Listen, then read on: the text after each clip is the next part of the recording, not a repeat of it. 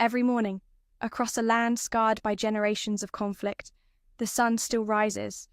But peace? Peace remains only a dream. For decades, life in this ancient land has followed not the seasons, but the rhythm of war, a cycle of violence that defies resolution. Today, September 1st, 2025, that fragile dawn was swallowed again. Israeli tanks pushed deeper into Gaza City, the roar of steel shaking the streets. Families crouched in their homes, listening to the metallic thunder, not as distant sound, but as the drumbeat of fear, a reminder of how quickly life unravels. The Israeli army calls this a necessary operation, meant to dismantle Hamas's remaining strongholds. But the push into crowded neighborhoods carries a heavy price. Civilian deaths rise daily. Hospitals, already crippled by shortages, are pushed beyond the breaking point. Homes, schools, water lines, destroyed. For families trapped inside the city, every decision is a gamble for survival. Every breath, a desperate prayer. And then, a new shock. Reports of Abu Ubaida's death, the longtime spokesman for Hamas.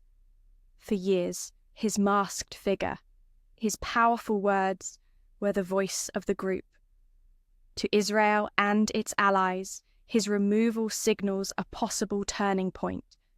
But in Gaza, and among Hamas supporters, it deepens the cycle of loss and vengeance, because history shows the fall of one leader rarely brings peace. More often, it fuels the fire. Even as grief spreads, a glimmer of hope tried to break through.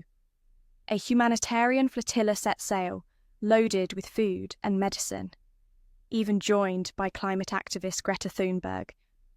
A bold mission to pierce the blockade and deliver life-saving aid. But hope was delayed, turned back by storms, then stalled by Israeli inspection protocols. Supplies so close to desperate families, yet agonizingly out of reach. Meanwhile, across diplomatic halls, the United States proposed a plan for Gaza's future, a transitional government, reconstruction, unity with the West Bank, a step toward peace, but Hamas rejected it instantly. They refused to surrender power, reject outside control, and demand full withdrawal. Another chance at dialogue, shut down. So the war grinds on. Tanks advance, homes collapse. Parents cling to their children in fear.